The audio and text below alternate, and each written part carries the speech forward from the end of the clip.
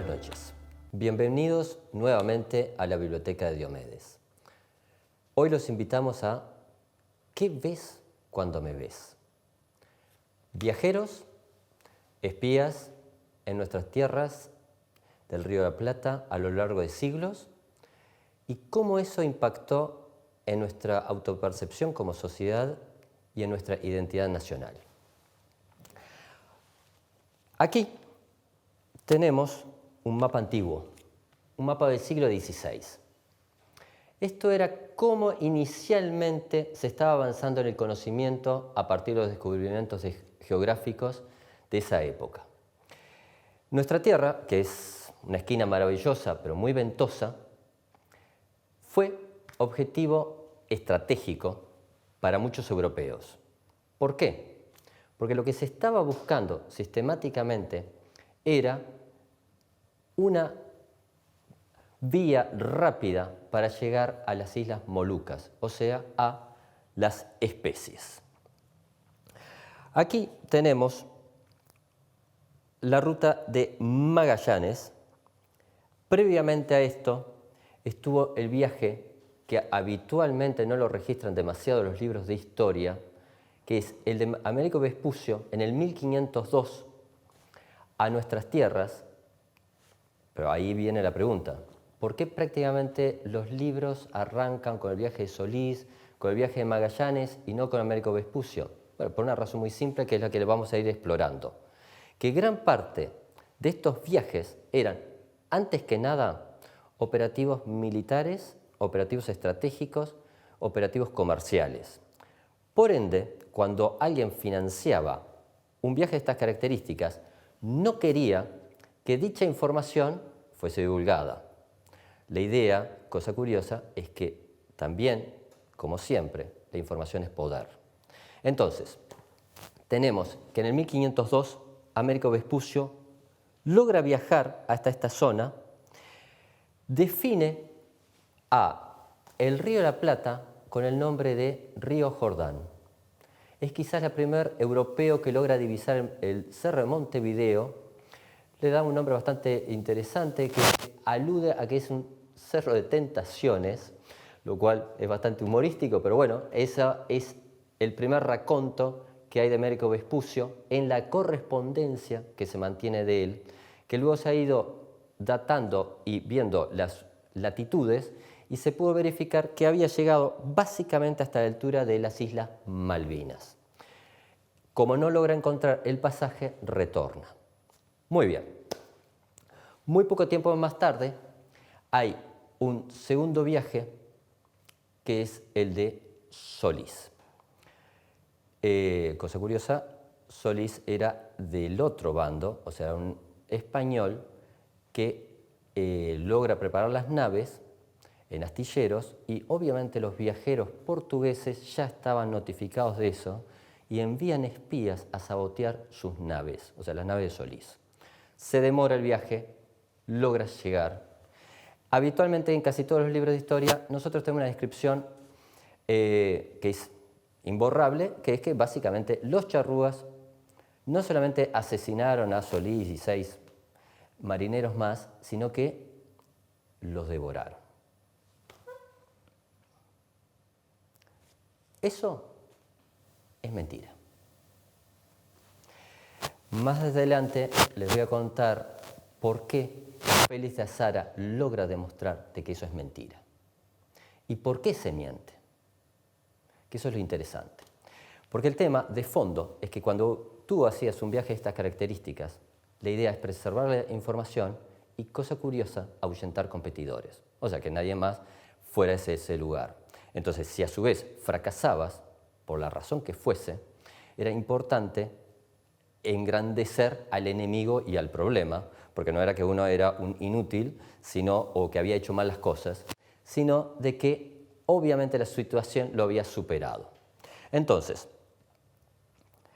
muy pocos años más tarde, en el 1520, quedamos realmente inscriptos en los libros de historia con el viaje de Magallanes. Por una razón muy simple, son los marineros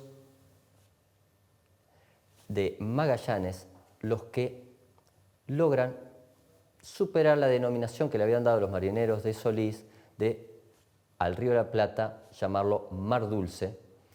Magallanes, un portugués, pero al servicio de los españoles, está absolutamente comprometido en darle la llave a España del tráfico de las especies por la vía oceánica. Sus marineros interactúan en forma pacífica con los indígenas, rescatan a uno de los integrantes de la misión de Solís, que supuestamente, si el raconto hubiese sido tan verdadero, hubiese sido asesinado minutos más tarde y hubiese sido cocinado en la noche. No, este marinero no solamente había sobrevivido, sino que sobrevivió años hasta que llegó la siguiente expedición.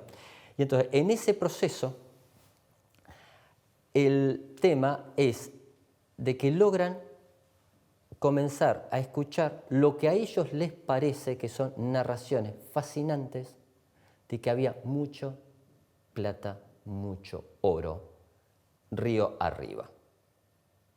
Básicamente era porque le habían mostrado plata y oro a los indígenas, y los indígenas hicieron determinado tipo de movimientos que ellos entendieron de que obviamente implicaban enorme abundancia y que si tú tomabas el río Uruguay hacia arriba o el Paraná, a alguno de esos ríos, lo ibas a encontrar el oro y la plata. Lo cual en última instancia es bastante cierto, porque de algún modo son las vías interiores para llegar no solamente a Paraguay, sino en última instancia llegar a Bolivia y quizás a Perú si atravesas los Andes. Entonces, el tema de fondo es que en este proceso es que se empieza a definir las narraciones y el mapa de esta esquina ventosa. Obviamente, en la peripecia de Magallanes, que muere en un lugar bastante alejado, allá en las islas Filipinas, y que muy pocos integrantes logran llegar, tan solo 18 dirigidos por Elcano llegan hasta Sevilla.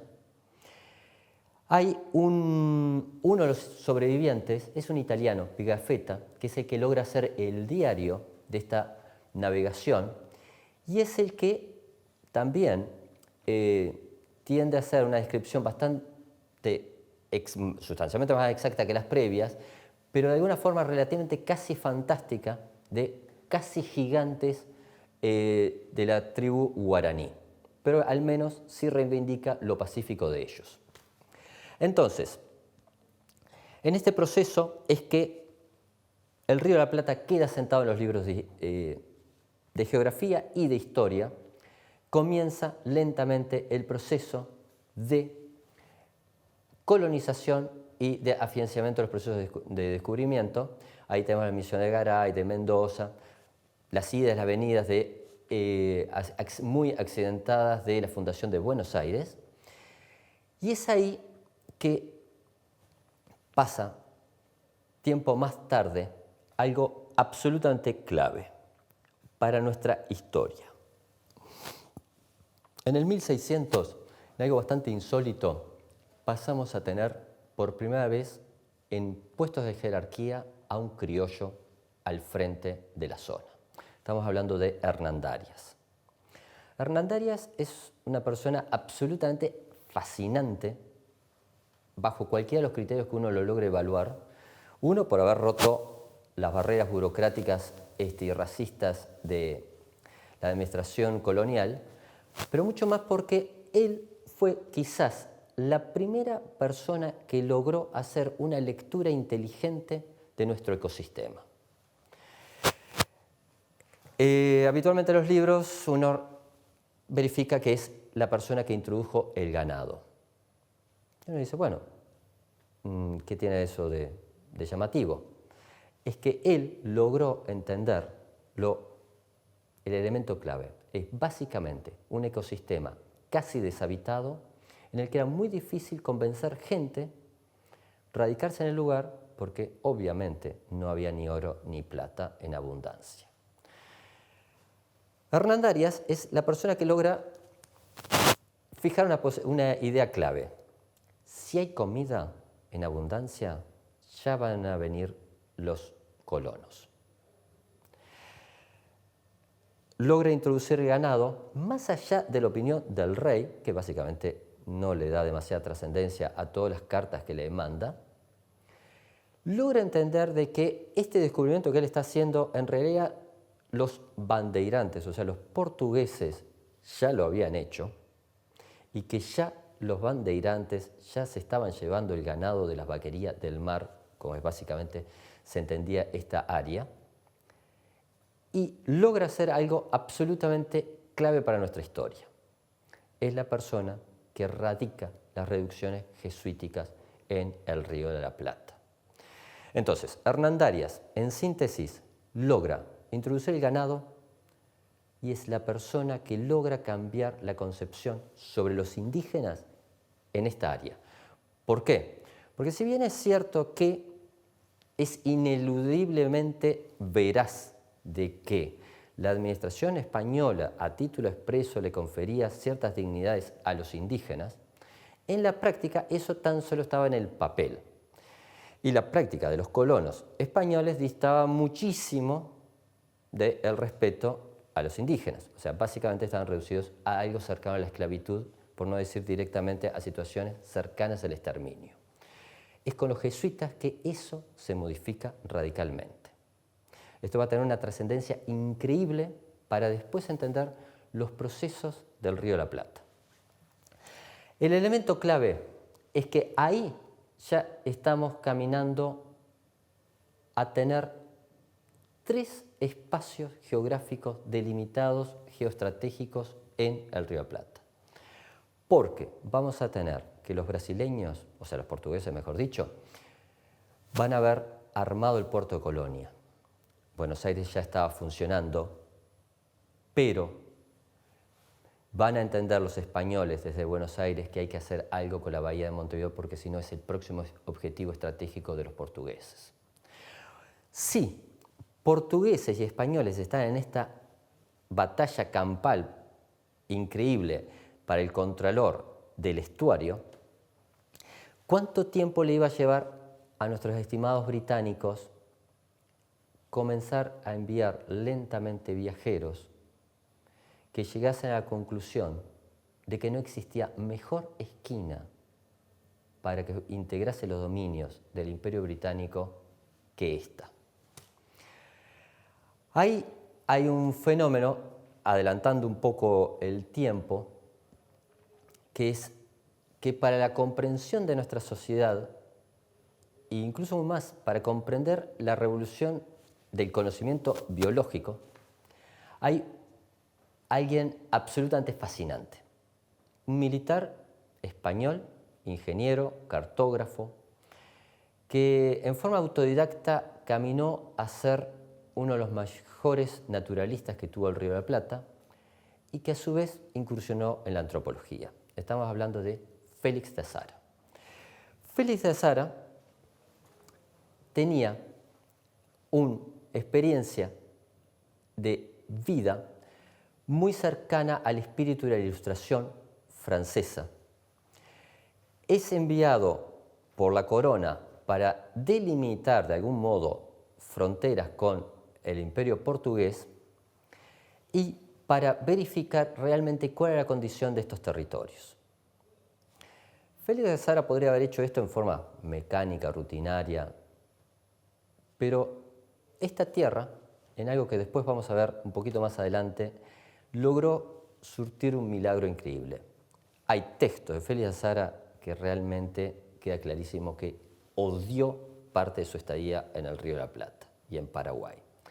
Y hay otros que te deslumbran porque él fue la persona que logró conseguir evidencias empíricas sobre los procesos evolutivos de las especies que Darwin, años más tarde, viajero también al Río de la Plata, va a tomar como base para su teoría de evolución de las especies.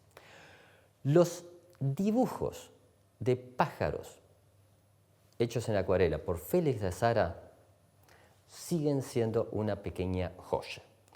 Los testimonios de él como viajero por todo el área cambian totalmente la percepción de lo que era la población indígena. Les voy a tratar de compartir un texto muy breve, que es lo que dice Félix de Azara sobre la misión de Solís. Los mencionados escritores López y Lozano y Antonio Pinelo, en su representación hecha al Consejo de Indias, añaden que los charrúas se comieron asados a los españoles muertos. Pero no les creo. Porque no habiendo cosa tan durable como las costumbres entre los bárbaros, si lo hubieran hecho, lo harían y no es así, ni conservan memoria de semejante comida. Esta voz la esparcieron sin duda un hermano de Solís y su cuñado Francisco Torres, que iban de piloto y fueron testigos del desgraciado suceso, del que quedaron tan atemorizados que al instante tomaron de vuelta a España, donde hicieron del caso y del país la pintura tan triste y fea que por algunos años quitaron a otros la tentación de repetir el reconocimiento de aquel río.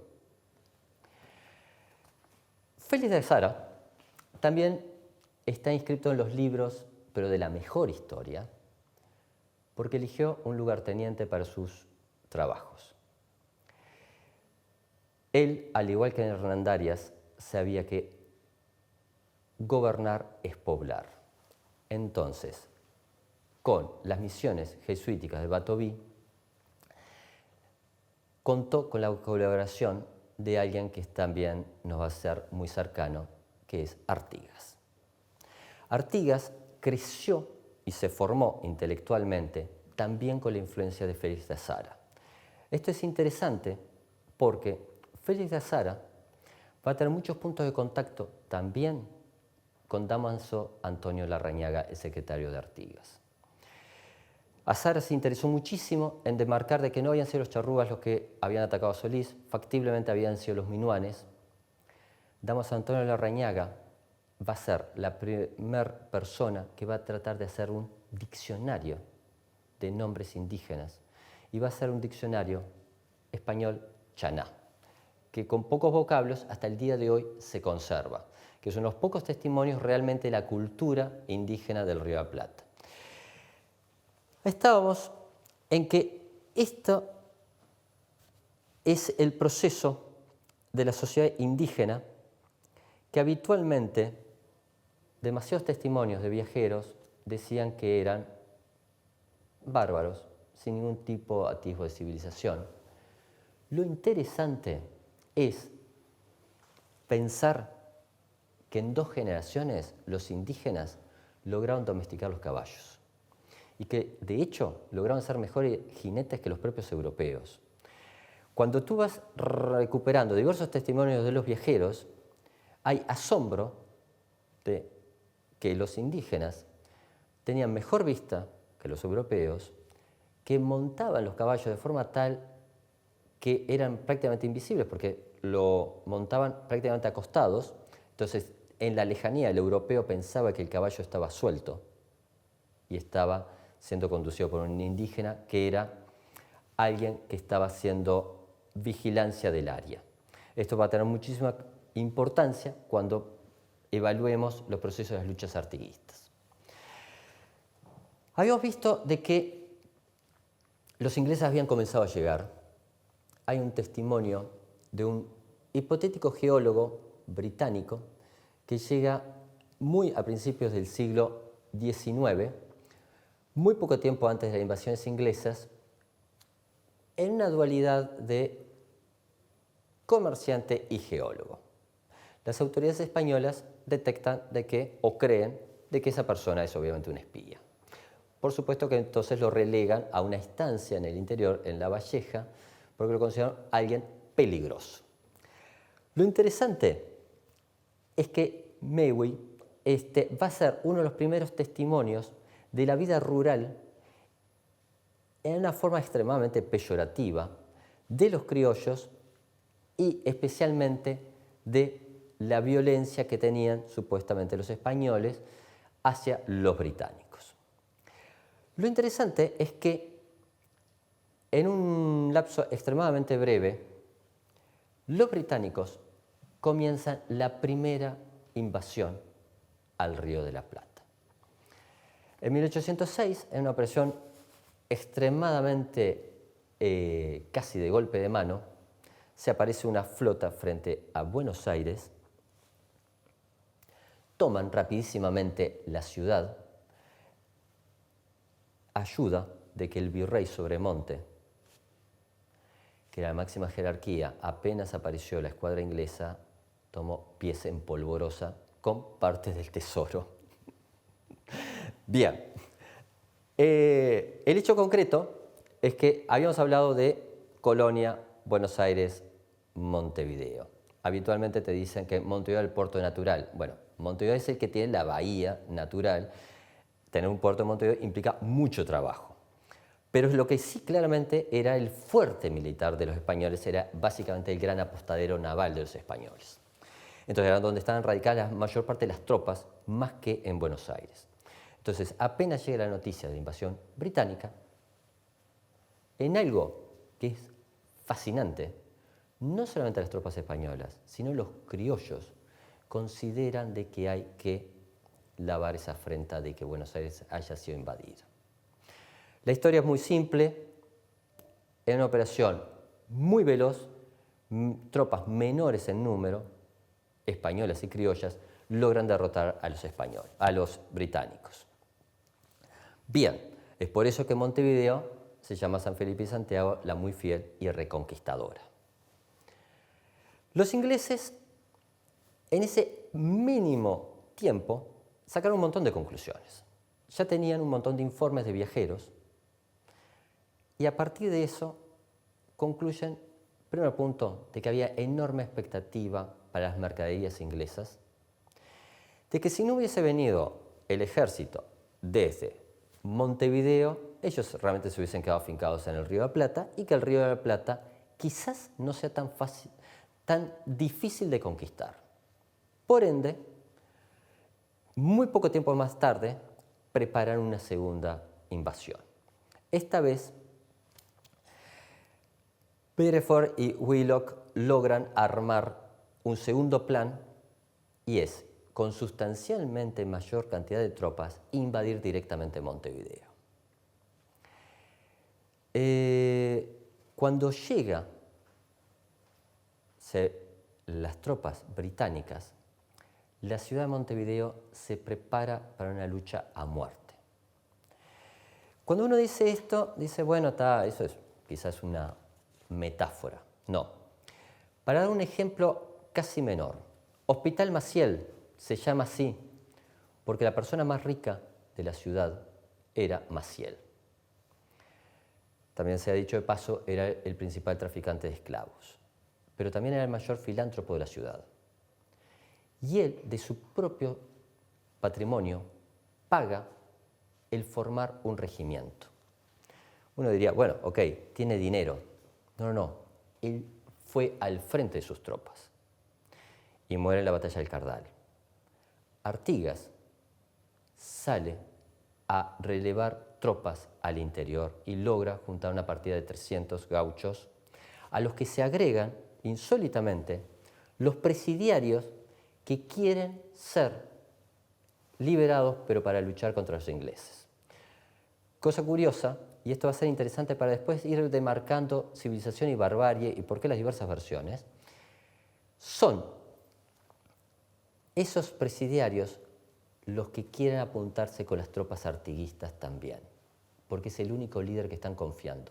Estamos hablando antes del alzamiento patriota. Bien, el hecho concreto es que Montevideo, a pesar de lo heroico, cae. El comandante británico dice, ¿vieron? No era tan difícil, tan solo había que venir con tropas y hacer bien las cosas. De hecho, los británicos venían con una agenda muy completa que implicaba, entre otras cosas, que a mí me hizo muy feliz, trajeron la imprenta al Río de la Plata.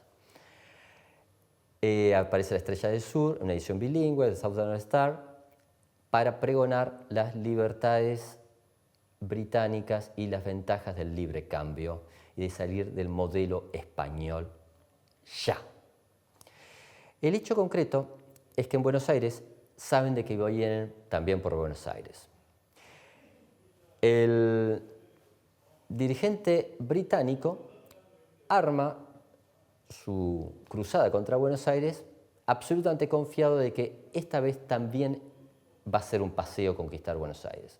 Lo que no tiene claro es que a pesar de todos los testimonios que le han dado todos sus comerciantes, esta vez Liniers y Alzaga están generando una defensa absolutamente increíble casa por casa de Buenos Aires. El hecho concreto es que Willock es derrotado en su proyecto de invadir Buenos Aires. Ahí pasa algo absolutamente fascinante, que es, este grabado humorístico lo muestra, que esa derrota fue tan impensada y tan humillante para los británicos que Liniers, como jefe militar, dice, bueno, aceptemos la capitulación de las tropas británicas, punto y aparte. Alzaga, que era el vecino, el alcalde de Buenos Aires, dice, no, vamos a pedir algo más. Vamos a pedir la entrega de Montevideo. Liniers le dice con bastante tino, no creo que lo concedan. Alzaga, genio comerciante, le dice, lo vamos a plantear. Si nos dicen que no, vemos. El hecho concreto es que el comandante británico, absolutamente destruido moralmente y psicológicamente, entrega no solamente las tropas en Buenos Aires, sino entrega Montevideo, que a esa altura ya era casi una plaza fuerte británica, ocupada rotundamente por los británicos, incluso hasta en términos demográficos. Habían puesto 5.000 soldados y habían venido ya 2.000 comerciantes y ciudadanos británicos a plantear diversos tipos de desarrollos en Montevideo. Es por eso que Willock sufre un juicio absolutamente deshonroso en Londres al retorno. Y muchas veces se habla del concepto de racismo, del concepto de la confrontación de civilización y barbarie. Vamos a verlo en un texto luego de la pausa.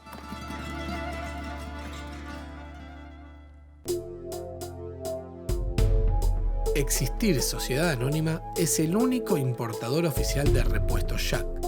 Trabaja tranquilo con repuestos originales y visítanos en nuestra nueva planta de la Ruta 1, kilómetro 28500.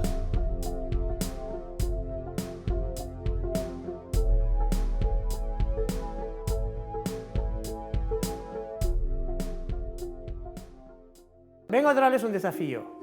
Para llevar adelante esta gozosa tarea que es el pensar, en Taller de Pensamiento Complejo nos enfrentamos a la realidad que simplifica. De marzo a diciembre vamos a enfrentar esta gozosa tarea que es el pensar. Taller de Pensamiento Complejo. @Taller de Pensamiento Complejo en Instagram, Taller de Pensamiento Complejo en Facebook, o si no pueden mandar un WhatsApp al celular que aparece en su pantalla. Los espero.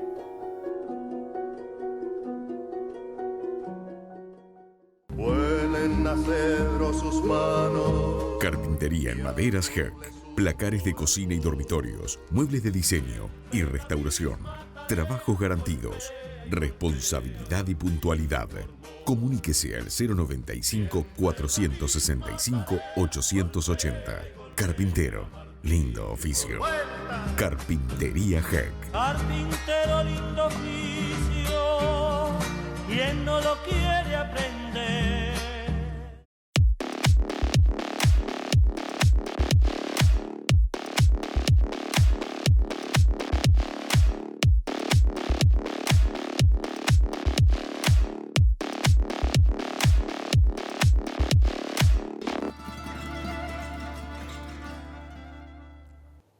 ¿Qué tal? Volvimos. Vamos a compartir ahora un testimonio de un soldado británico en el momento de la invasión. No es un testimonio sobre la batalla. Es un testimonio sobre cómo veía, luego de la ocupación británica de Montevideo, a tanto las mujeres como a los hombres. Las mujeres nativas eran las menos graciosas que jamás hubiera yo contemplado. Tienen anchas narices, labios gruesos y son de muy pequeña estatura. Su cabello, que es largo, negro y áspero al tacto, lo lleva enrizado y levantado sobre la frente de la manera más horrible, mientras cae por detrás de su espalda hasta más abajo de la cintura. Cuando se engalanan, entrelazan con él plumas y flores y se pasean en la plena ostentación de su fealdad. Bien, creo que no consiguió novia. Si consideramos que esto era políticamente incorrecto, esperemos leer y compartir la descripción que había sobre el sexo masculino oriental. Los hombres son de corta estatura, fornidos de fuerte coyuntura. Son valerosos, pero indolentes hasta el exceso. Los he visto galopar aquí y allá sobre sus caballos, casi en cueros, con espuelas de plata en sus desnudos talones y si acaso una raída manta sobre sus espaldas. No tienen miedo al dolor. Los he visto con heridas horribles de mirar, aun cuando nunca parecían preocuparse de ellas. En lo que respecta a su indolencia, los he visto permanecer extendidos durante un día entero, contemplando el río y a sus mujeres traerle sus alimentos. Y si no están conformes con su cantidad, llegar hasta golpearlas furiosamente. Este es el único esfuerzo que siempre hacen con prontitud, descargar su furor sobre sus mujeres. Prefieren la carne a cualquier otro alimento y la comen casi cruda, y en cantidad que un europeo creería imposible. Bien, esto es cómo nos veía un oficial británico en la época de las invasiones. Luego vamos a compartir algo maravilloso, al menos en mi visión del mundo, que es el testimonio de John Hall 20 años más tarde en estas tierras. Pero vamos a hacer una leve introducción también para entender este testimonio. Nosotros somos puerto, pradera y frontera. Eso es lo que nos define como sociedad desde la noche de los tiempos. El puerto es absolutamente clave porque es el contralor de un río, que puede ser nacional o internacional. Si es nacional, bueno, quiere decir que la navegación hacia el interior de América Latina va a tener que pagar impuestos. Si es internacional, como querían tanto anglo como franceses, obviamente es de libre tránsito. Esa va a ser la discusión que va a marcar toda la lucha entre unitarios y federales. Porque no solamente estamos debatiendo sobre estructura impositiva de las provincias, estamos hablando antes que nada de quién iba a tener las rentas de las aduanas, de los puertos y su monto y a quién se lo íbamos a cobrar. Entonces, la historia habitualmente ya más o menos la manejamos. Hay un proceso muy complejo de emancipatorio luego de las invasiones británicas, básicamente porque el Imperio Español, que había quedado en la esfera francesa, queda arrastrado en ese conflicto. Luego de la batalla de Trafalgar, España se queda básicamente sin flota y básicamente sin mecanismos realmente de contralor de América. Obviamente los británicos eso lo ven como operación, el momento clave, y de algún modo desde Miranda hasta Bolívar no pueden ser entendidos si no es con la influencia británica.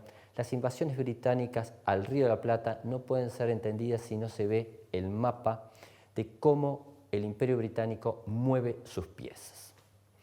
El hecho concreto es que de algún modo, de una forma muy dura y heroica, los patriotas logran generar una idea de independencia y de libertad para nuestras tierras. Esa es la épica de Artigas. Más allá del resultado final de Artigas en Paraguay, esa épica es lo que nos define como sociedad. El hecho concreto es que en 1820 ya el proyecto artiguista había sido derrotado por, de alguna forma, la conjura de todos los imperios. El hecho concreto es que en ese momento, bajo la dominación portuguesa, los comerciantes británicos campean en Montevideo. Ya había llegado hace algún tiempo uno absolutamente despierto, que se llama John Hull. John Hull tiene un extraño récord que no queda claro qué era lo que comerciaba, pero es increíble cómo alguien que supuestamente debería estar trabajando en un boliche, ¿no? Supongo, ¿no? Trayendo mercadería, atendiendo al público, logró hacer, a título expreso, para el cónsul británico, análisis histórico de la Revolución, naturaleza de la población y número de habitantes, partidos políticos en que se divide la población, fuerza militar, estado de la agricultura, estado del comercio, estado de las rentas públicas, estado de la iglesia, administración de la justicia y de la policía, política del general Lecor, consecuencias que resultarían de una invasión de los bonaerenses, motivos y pretensiones de dicha invasión. Hull prepara, aparentemente entre 1823 y 1824, lo que de alguna forma podrían ser los escenarios geopolíticos para el área. Un comerciante que obviamente estaba frustrando su carrera de cientista político o de espía. En algo que es fascinante.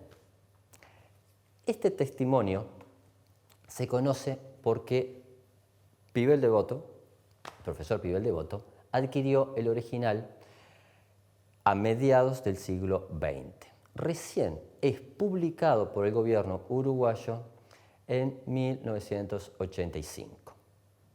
Bien, en forma previa se conocía este testimonio.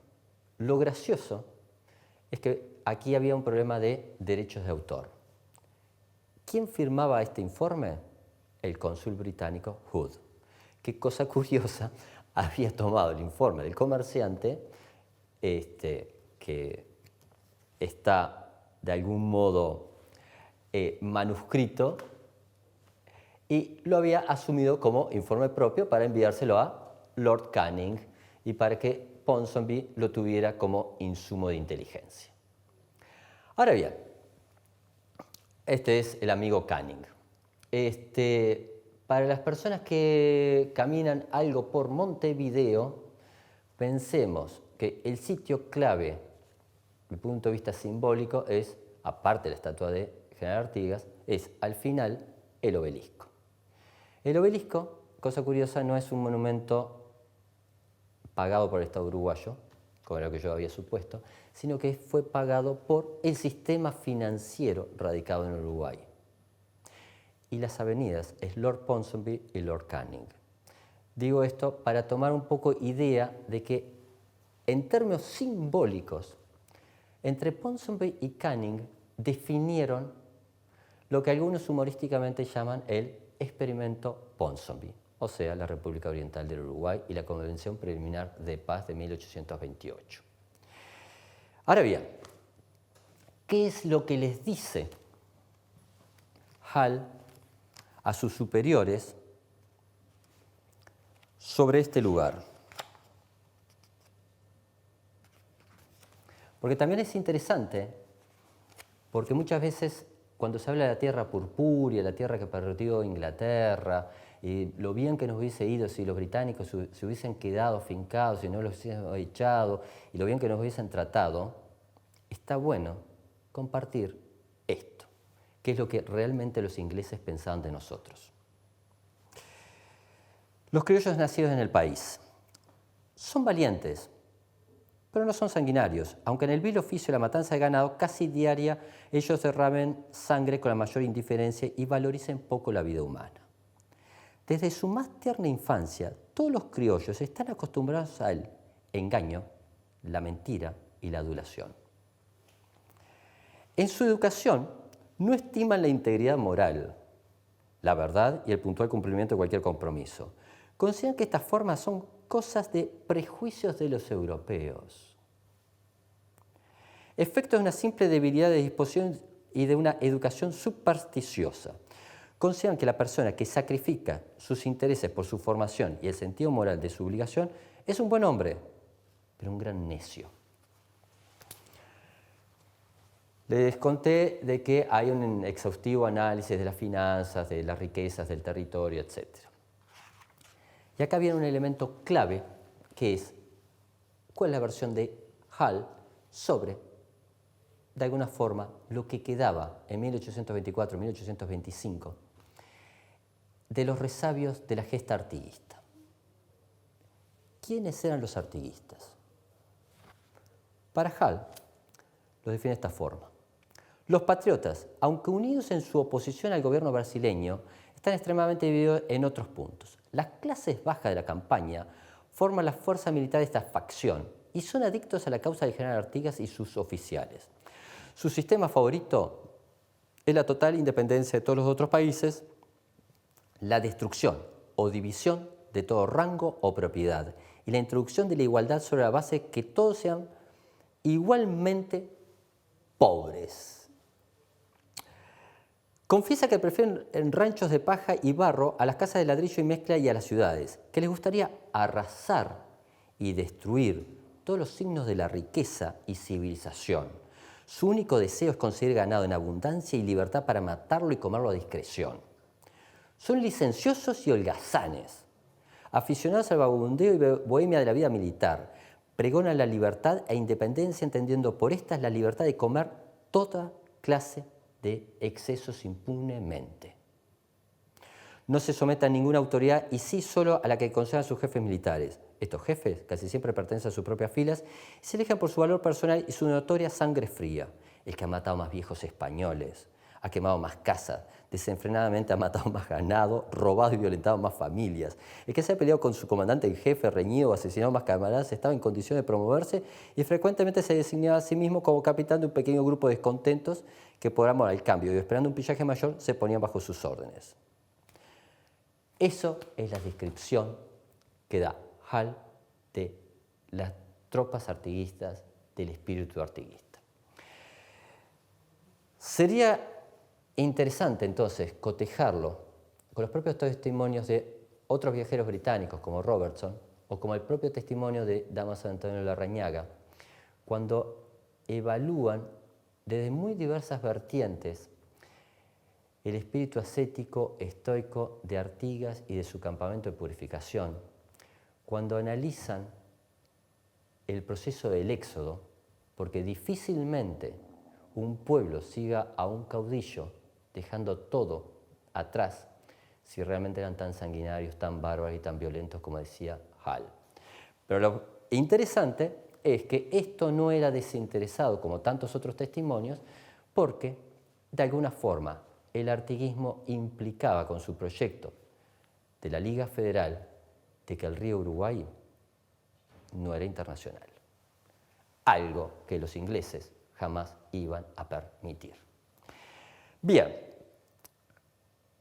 habíamos estado evaluando de que en todo este proceso absolutamente confuso hay una luz que es el proceso de la Cruzada Libertadora de los 33 orientales, con ese proceso de una guerra muy compleja con el imperio brasileño a esa altura, que se dirime al final por la acción británica, una vez más, en la que alguien que se llama Lord Ponsonby, que había tenido muy mala suerte en la corte británica porque se había enamorado de la chiquilina que no se tenía que enamorar, porque en realidad esa chiquilina tenía que estar con el rey. Bueno, no era la reina tampoco, pero bueno, el hecho concreto es que el rey dispuso que Lord Ponsonby, mejor, andate lejos. Entonces, luego de la pausa, yo quiero compartirles el testimonio que por lejos me parece más deslumbrante sobre el Río de la Plata. Huelen a cedro sus manos. Carpintería en maderas Herc. Placares de cocina y dormitorios. Muebles de diseño y restauración. Trabajos garantidos. Responsabilidad y puntualidad. Comuníquese al 095-465-880. Carpintero. Lindo oficio. Carpintería Heck. Carpintero lindo oficio, quien no lo quiere aprender.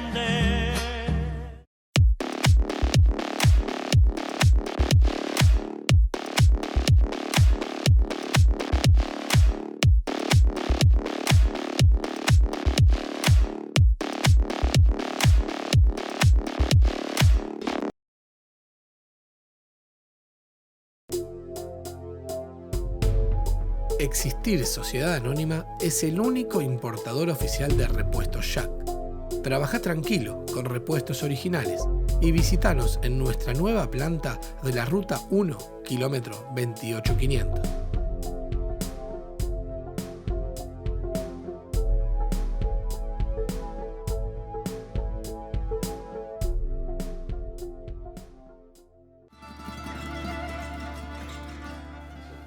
Muy bien.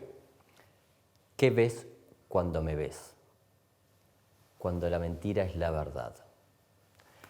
Eso es el estribillo de una letra fabulosa de Divididos.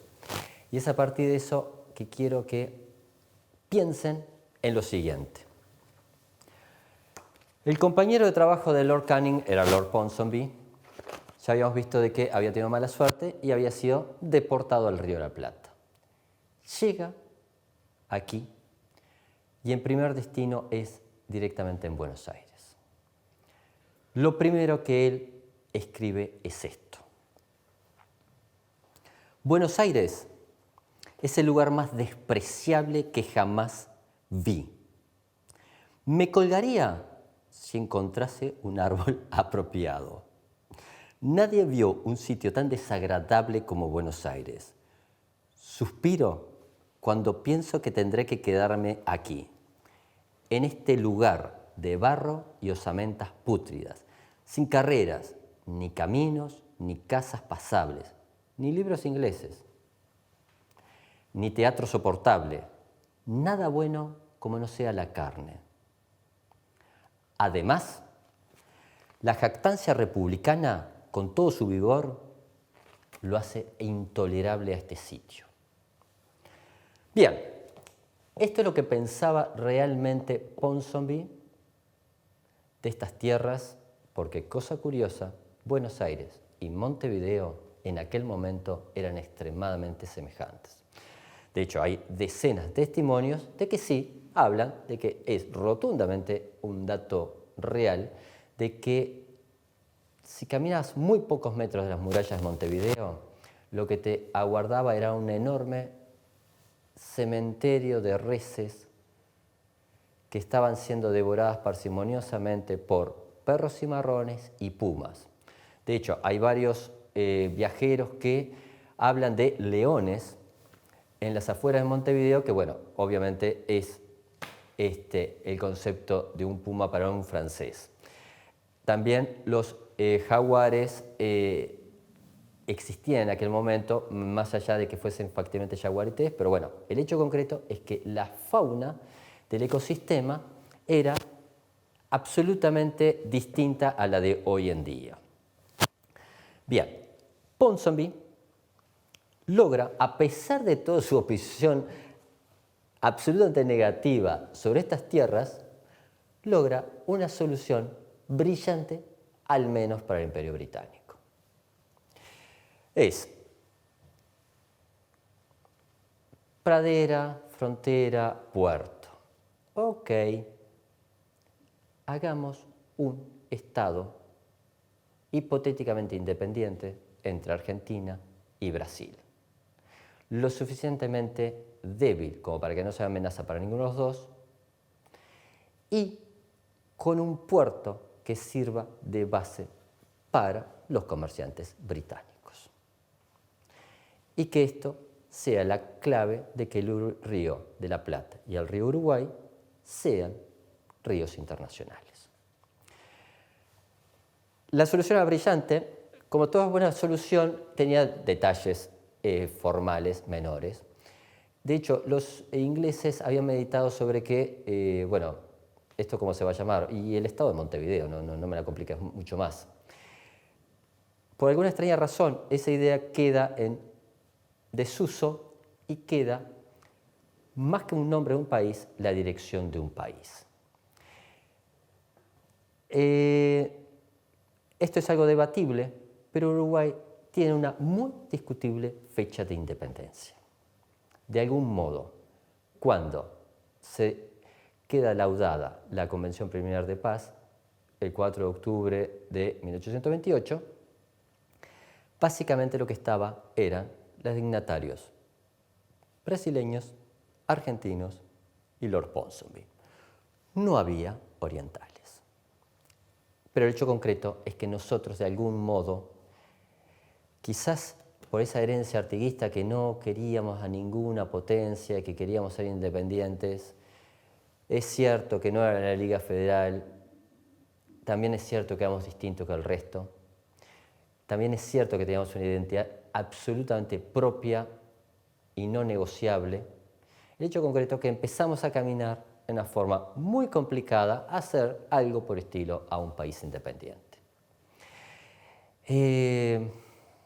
Muy pocos meses más tarde comienzan los conflictos que habitualmente los libros de historia te dicen que es entre blancos y colorados, y uno no entiende demasiado cómo es que compadres que habían peleado bajo las órdenes de Artigas y que eran camaradas de la lucha contra los portugueses, se estaban masacrando tan poco tiempo después, de alguna forma, básicamente por nada.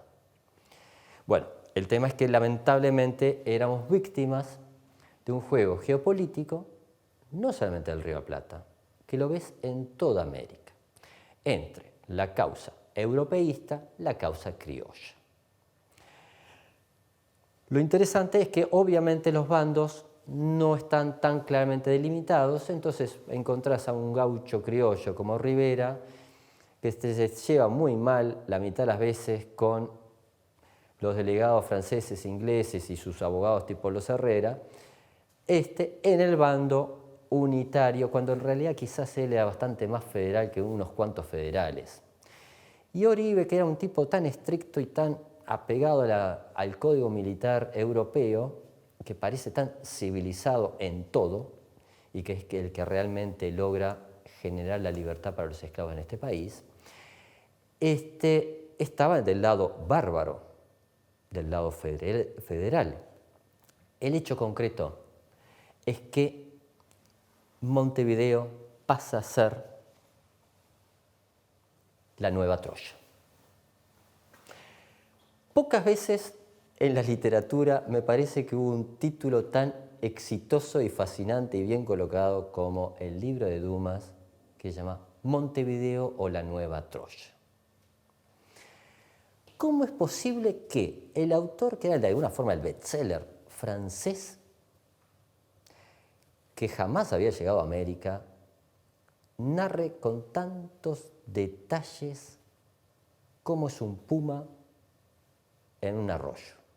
¿Cómo es posible que se sepa todos los nombres de los sitiados? ¿Y cómo es posible que se sepa los nombres de los sanguinarios sitiadores? Bueno, la explicación es básicamente muy simple.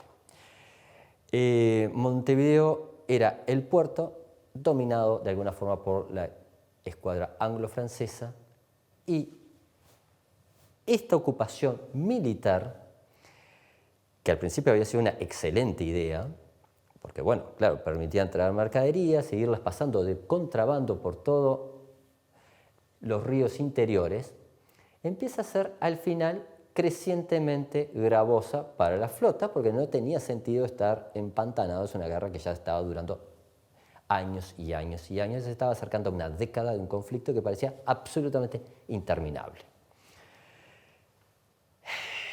Hay diversas tratativas entre Rosas y la escuadra anglo-francesa, y el gobierno de la defensa, o sea, de los colorados, comienza a sospechar de que es cuestión de muy poco tiempo que la escuadra europea levante anclas. Y aunque se quede Garibaldi, el destino de esa guerra va a quedar laudado y contra sus intereses.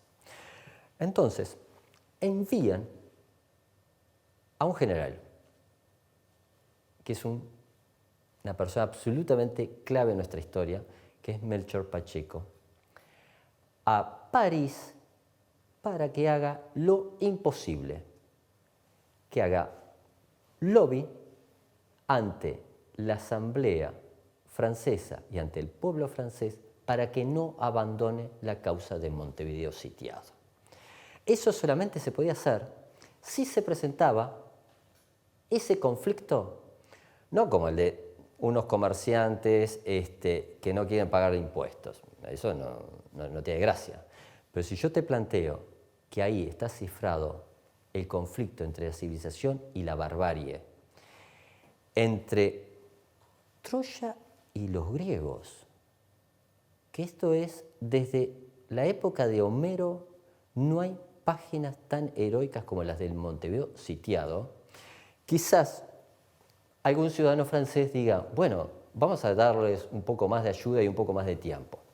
El hecho concreto es que cuando Melchor Pacheco llega con esa idea brillante y un manuscrito para presentarle a Dumas, para que de alguna forma lo reescriba y él lo firme con su nombre y cobre por dicho servicio, bueno, la Asamblea francesa ya había votado que basta de esta aventura en el Atlántico Sur. Está siendo demasiada cara y la verdad que a Dumas le quedó divino el libro, está excelente como novela de aventuras, pero el ajuste fiscal en Francia ameritaba recortes. El hecho concreto es que ahí está cifrada gran parte de las versiones y de autopercepciones de lo que es nuestro tiempo y nuestra sociedad. La idea de que nosotros bajamos de los barcos es cierta, pero no es toda la verdad.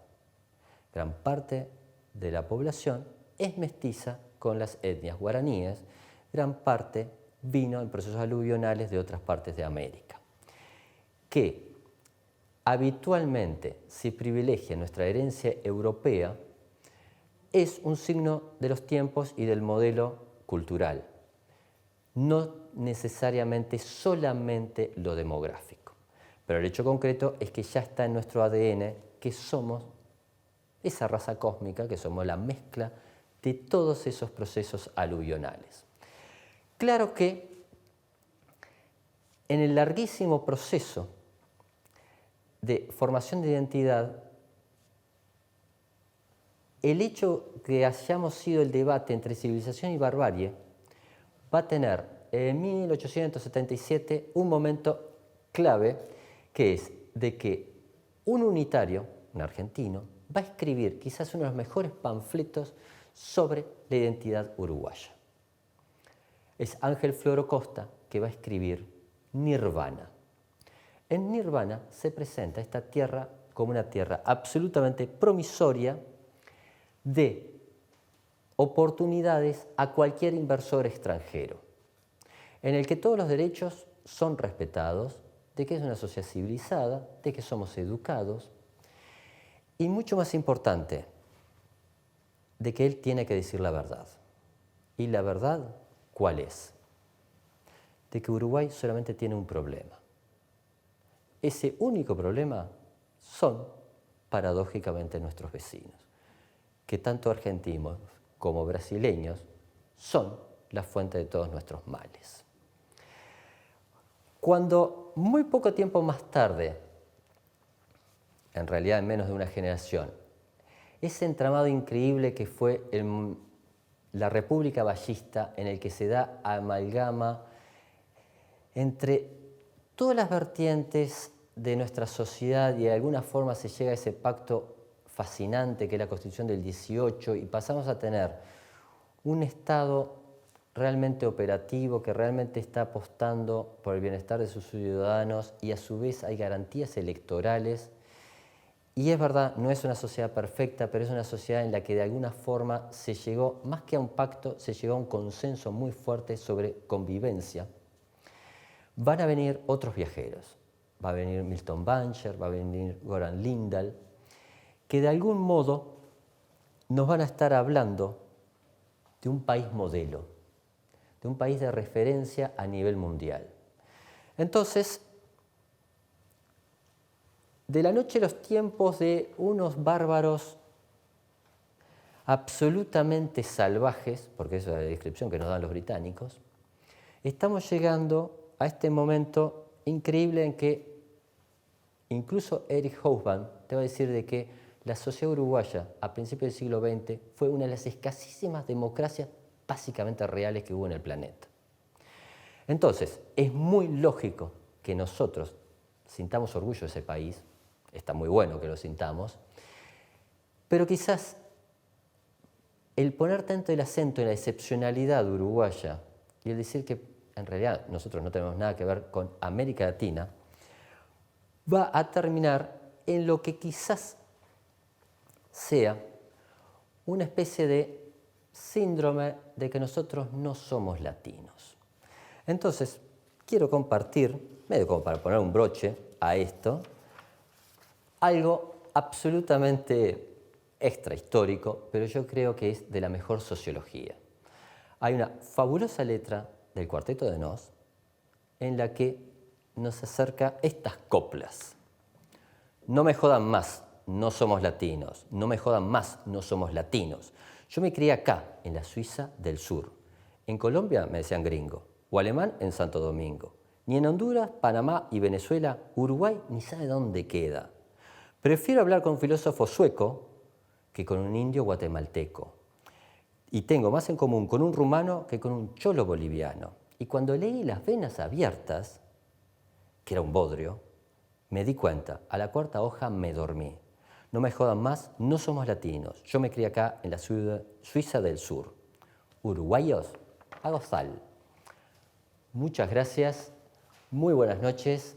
Espero haberles acercado perspectivas distintas de lo que han sido estos 500 años de historia en el que viajeros, espías y personas que lucharon se entrelazaron en estas tierras.